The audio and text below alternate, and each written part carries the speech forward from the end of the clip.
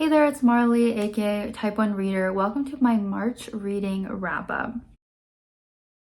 Literally minutes ago, I finished Sunrise on the Reaping, so I'm feeling a little bit down, a little sad. Hopefully filming this video will cheer me up. But let's talk about the books that I read in March. And honestly, a few of these books I did technically finish in April when I'm filming this video, just because I did a lot of traveling in March. So I didn't have as much time to read, but I just thought I would include some of these books I finished in April in my March wrap-up because they were part of my March TBR. Technically. Anyways, as always, let's go over just a few stats or an overview on my reading in March. So I read 7 books this month, or probably only 5, and then finished a few in April. Pages read was about 3,034. Hours listened was 0. I had no audiobooks this month. My average rating was 3.8. I acquired 3 books this month, 3 new releases, which I have reading vlogs for all of them up on my channel actually. 2 of the books I considered own voices. In terms of the genre, we had quite a mix this month. I read 2 fantasy books, and then the rest I just read 1. So 1 dystopian, 1 romance, 1 nonfiction,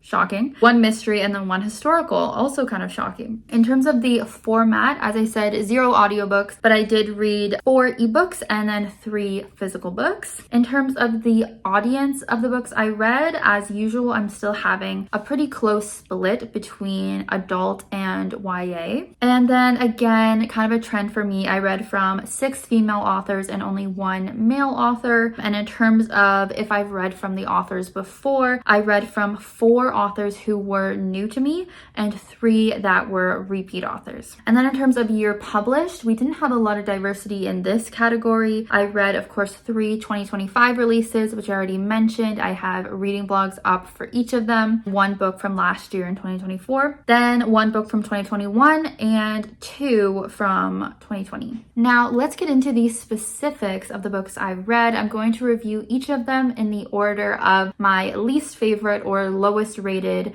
up to my highest rated / favorites. So starting out, I read If I Never Met You by Mhairi McFarlane. I actually don't think that's how you pronounce her name because she's like Irish or something. I think it's very McFarlane, which is interesting. This was my first book by her, even though I've been seeing her name around quite a bit in the romance space. But the reason I read this is because AI picked my TBR, and this was supposed to be like an enemies to lovers fake dating story, which technically it was. Obviously, it was my least favorite book of the month. I rated it 2.5 stars. So not great.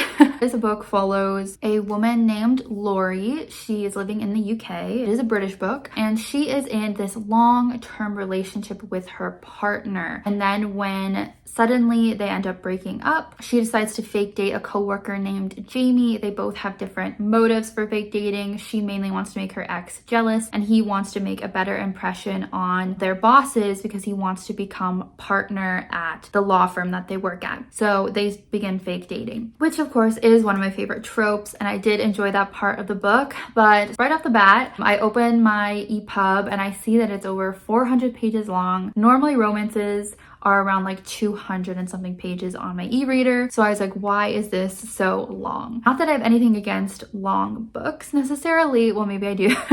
Maybe I do a little, but like a romance book does not need to be that long. And basically one of the reasons it was so long is because the first third of the book, there is no romance. It is literally just focused on Lori's relationship with her ex, Dan. They are still together at the beginning of the book. They've been together nearly 20 years. This is her only relationship she's had. We see him break up with her. We see the whole process of her not accepting it, trying to kind of win him back. Literally, it takes a whole third of the book to just go through this whole breakup process, which I think is something that should not have been included. I think that was a really weird choice. In a romance, you know, I don't want to have that much focus on like her previous relationship. Just have it, you know, as like backstory. We don't need to witness this whole breakup that she's just experienced. Finally, our main characters get stuck in an elevator together, which is a pretty cute way to meet, and they end up bonding and coming up with this plan that benefits both of of them. I really did like the relationship between the two of them. I liked the chemistry and the banter that they had. Unfortunately, I just wish there was more focus on that and less on Lori and her relationship with her ex. Then, so this is supposed to kind of give like a rom-com vibe, right? But then there just was some unnecessary, like serious elements added in that I don't think were needed and took away from that kind of fun vibe that I think the book was going for. There was like cancer going on with their families. There was some like sexual assault that they added in, just things I didn't think needed to be added in for this story to work. And then when the characters finally get together, it definitely was a slow burn. But once they admit their feelings together, it really was giving the ick. Like, I didn't like how quickly they were suddenly saying I love you, saying they were soulmates. And then there was zero spice, which I'm not a spice fan, but I would like at least one scene. Like at least one scene to kind of like make the book feel whole, but they just skipped over those scenes. Like, there were just a lot of flaws in this book, and so that's why I rated it quite low. And I don't know if I'm gonna ever give this author another chance. Like, this has not been a very good first impression with her. Of course, if you've read Mhairi's other books, feel free to comment below and let me know if any are better. But yeah, would not recommend this romance. Next up, we have The Ivies. This is by Alexa Donne. This is actually the first book I read this month, so I feel like it's not sticking with me as much. Actually, these first 4 books that I'm going to talk about, I read all of them on a plane as well. So even though they weren't my favorite books of the month, I did technically binge them all, and I think that also might affect my memory of them because I read them all so quick. But anyways, The Ivies. This is a young adult mystery book. It is about a main character who goes to this private school, and she is a part of this group of girls, this friend group called the Ivies. All of them have a goal to go to one of America's Ivy League schools, Harvard, Yale, etc. So they do whatever they can to have the best school record, best grades, stuff like that. That involves doing some things that are not great, like breaking the rules, manipulating, making other people look bad to make themselves look better. Our main character is a little different from the other girls because she's not as privileged. She actually is like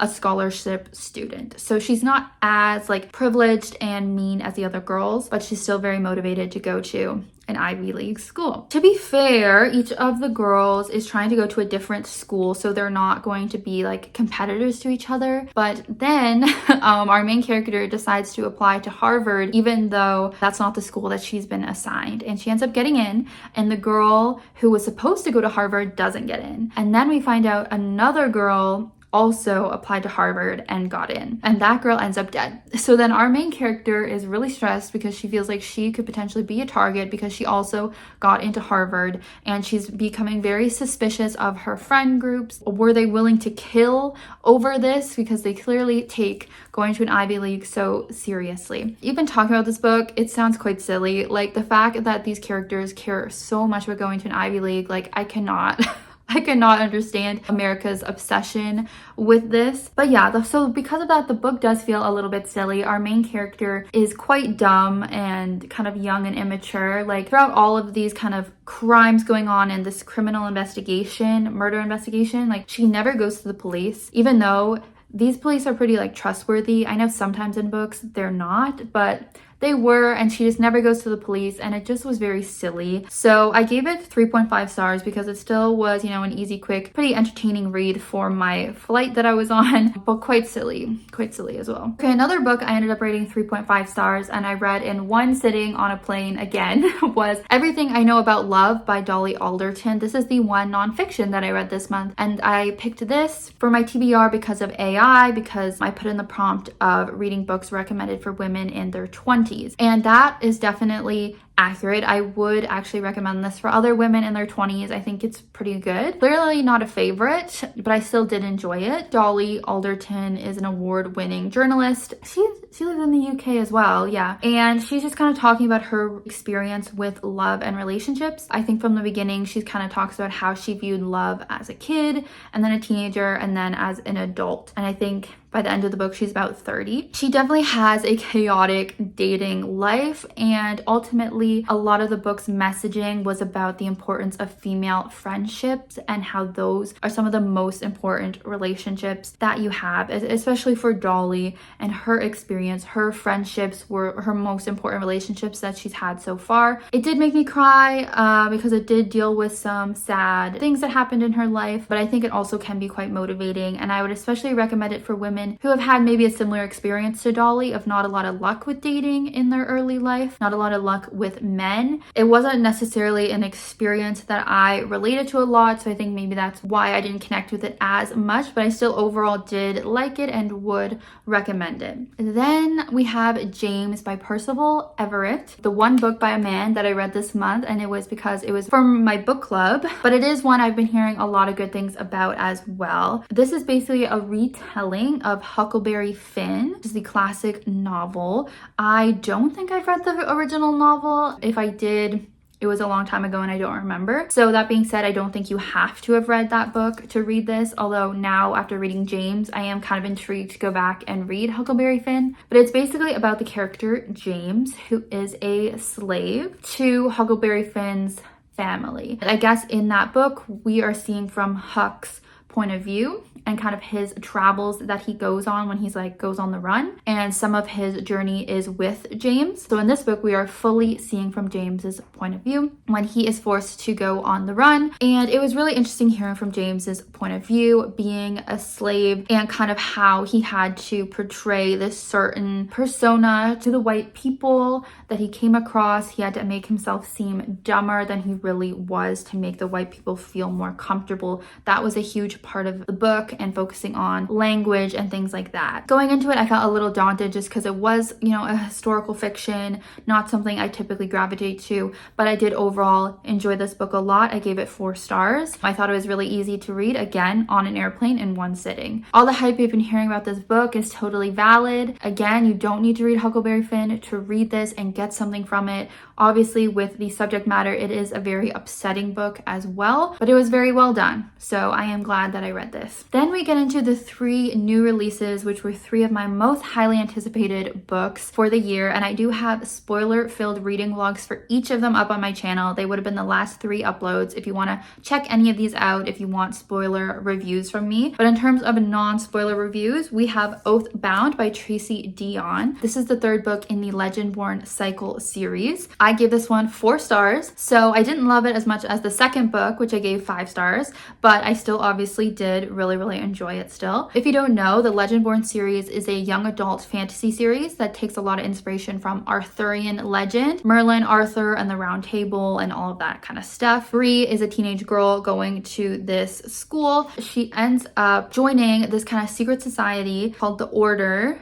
There's a lot of terms in this book, a lot of world building that can be pretty overwhelming, but basically she joins this group that everyone's kind of descended from Knights of the Round Table. There's a lot of lore, a lot of mythology going on, and she ends up being connected to this group, becoming definitely a chosen one type of character in this world. There's monsters and demons, fighting and magic, and a lot of that fun stuff, which it just makes me love this series so much. I really adore Bree as a main character, and there is a bit of a love triangle in this series, and I am someone who feels very strongly about one side of the love triangle, Bree and Selwyn. I just love them so much together. So in this 3rd book, it did feel a little bit fillery. Well, at the beginning of the book, it was a little slow because we were hearing from some different characters that weren't Bree, and I didn't overly love that. I just really preferred to hear about Bree and what she had going on. But once we got back into her story, it was a lot better. The only thing is it started to drag out a bit because then our characters were really in the same location for a lot of the book. It started to feel a little bit dragged out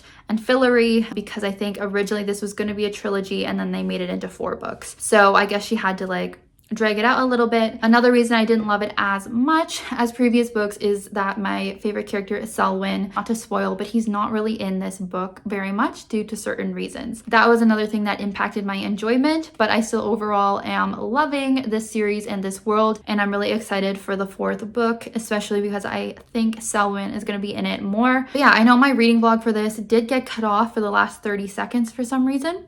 But anyways, you can still go watch that if you want my full thoughts while I read it. And please let me know your thoughts as well. I would love to discuss. And let me know what you think is going to happen in the next book. Then, as I mentioned at the top of this video, I did just finish Sunrise on the Reaping by Suzanne Collins. I gave it 4.5 stars. I don't quite think it hit that 5-star level for me, but I still did enjoy it so much. I read it in like 1 or 2 days once I finally got home from all of my traveling this month. Obviously, this is a prequel following Haymitch's story, his games, which was the 50th Hunger Games, aka the second quarter quell, where 48 tributes actually had to go in the Hunger Games instead of the usual 24. I thought this was really interesting to see Haymitch's start and how he became the character that he was in the original trilogy.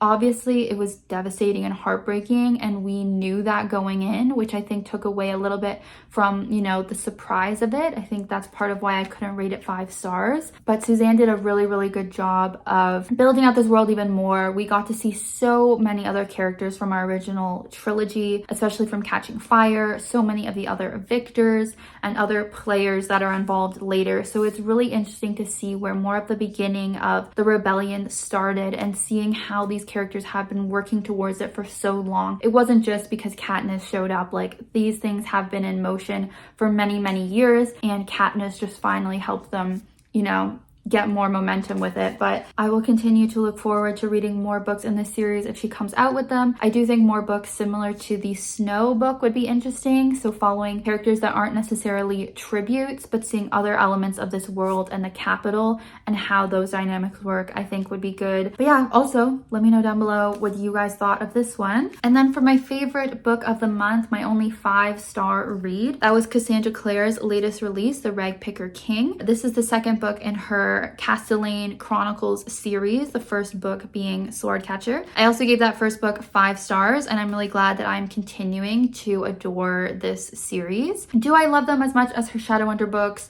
Probably not. They're not quite this, they don't have quite the same tone to them, which, I mean, you obviously don't want her to just keep writing the same books, so that's fine. I do just kind of wish more of her classic Cassie Clare humor was involved in this series, but that's okay. It's a little bit more serious. Basically, in this book, it is a adult fantasy. So we have a number of different characters we're following in this world. There's a lot of world building that goes on in this book as well, although most of it has to do with kind of the political climate rather than the magic system. So one of our main characters is Kell, and he is the sword catcher to the prince. So basically, he was this poor orphan boy that the kingdom had kind of chosen to be a stand-in for the prince to protect him, kind of like his body double or his like bodyguard. So he's one of our main characters that we're learning a lot about this world through his eyes, a lot of the politics that go on between the different kingdoms in this world. Our other main character is Lynn, who is one of the Ashkar people in Castellane, and basically they are some of the only people who still have magic. She is our window into more of the magical world, but in this world, magic has been banned and kind of destroyed, so she is one of the few people that still has magic. This deals a lot with kind of street gangs and stuff as well. We have the Ragpicker King, who's the titular character here, and this book in particular really reminded me of something like the Grishaverse series, in particular 6 of Crows, because we start to develop this kind of crew of criminals, but like likable criminals, and they're having little missions on the street and sneaking in and doing different things, and it just really was reminding me of 6 of Crows. So if you were a fan of that duology, that series, potentially you might want to pick this up. It just had a lot of similarities, in my opinion, with the characters and with some of the scenes that were going on. What really pushed me over the edge of loving this book were some of the reveals that we got from some mysteries that we had planted in the first book, and I'm really invested in a lot of these characters. That's something Cassie Clare really does a good job with, is, you know, building up these characters and romances that you really care about. So yeah, I want to highly recommend this series, but just be prepared that they are quite long and do have a lot of kind of info dumping, kind of similar to the Legendborn series. There's a lot you got to understand about what's going on here. here, but this one definitely helped build out the world even more, added more magic into it, which I really appreciated because there wasn't a ton of magic in the first one. So yeah, I'm just excited to keep seeing where the series goes. So that was my reading for the month of March and a little bit into April. I hope you guys enjoyed my reviews and got some recommendations. Of course, if you've read any of these books, please let me know your thoughts down below. Yeah, thank you so much for watching. I hope you have a great April, and I will see you soon in a new video. Bye!